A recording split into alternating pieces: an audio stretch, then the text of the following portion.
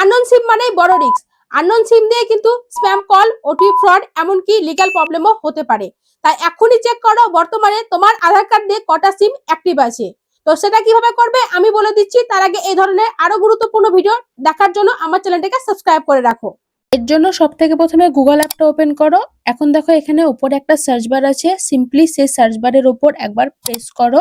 এবার এখানে ট্যাপকপ লিখে সার্চ করে দাও। সার্চ করার পর সব থেকে প্রথমে যে ওয়েবসাইটটা আসবে সেটার উপর একবার প্রেস করো। এবার এই পেজটা হালকা স্ক্রল করে উপরে ওঠাও।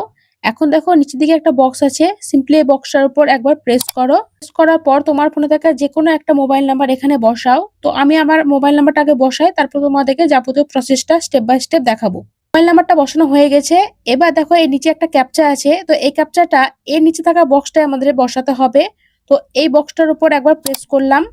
প্রেস করে ক্যাপচাটা আগে বসাই। দেখো ক্যাপচাটা বসিয়ে নিয়েছি। ক্যাপচাটা বসানো হয়ে গেলে এর নিচে একটা অপশন আছে ভ্যালিডেট ক্যাপচা, এটার উপর আবার প্রেস করো।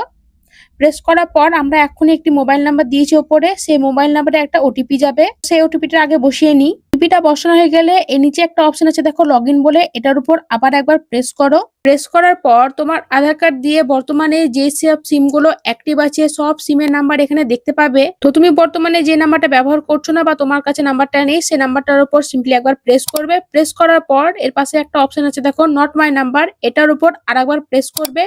প্রেস করা হয়ে গেলে নিচে দেখো একটা অপশন আছে রিপোর্ট বলে, সিম্পলি এই রিপোর্ট বাটনের উপর একবার প্রেস করে এই নাম্বারটাতে রিপোর্ট করে দিবে।